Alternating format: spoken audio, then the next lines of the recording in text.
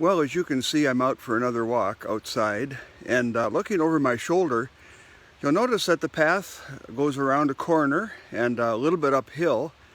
And from where we're standing, where you're watching, we can't see around the corner, and we can't see over the hill. What's on the other side? Sometimes life is like that, isn't it? We don't know what's around the corner. We certainly didn't see the COVID-19 crisis around the corner a few weeks ago, did we? But life changes completely. A few days ago, a friend sent a picture of two of their children and our oldest son, taken more than 30 years ago when they were all in high school. It was a great picture and a great memory, and I commented back, those were easier times, weren't they? Because for both the party who sent it and for Gloria and I, life after that took some very good turns and some really, really hard turns. And I commented it's probably best we didn't know what was coming ahead.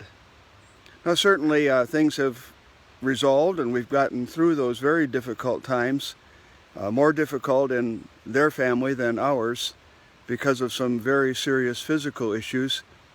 But God brought us through. And I thought about that.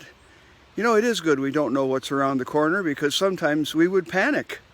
And we'd say, I can never do that. I can't get through that. And so as the scripture says, we don't worry about the future. Jesus told us not to. But rather take it one day at a time. Sufficient to each day is the evil that may come. But as a follower of Jesus, we also know that God knows what's around the corner. He knows the end from the beginning. And He has promised He will always be with us. Whether around the corner is some tragedy or something wonderful, He will be with us and He'll get us through it. Well, let's see if we can walk up the path now and see what's around this particular corner and over the hill. I hope I can aim this the right direction so you can see as we go up the path and over the hill and see what this particular one has for us. Perhaps you can already see that we're coming up on Lake Michigan. Maybe you can even hear the waves on this video. It's a gorgeous overlook and such a beautiful view of God's wonderful creation.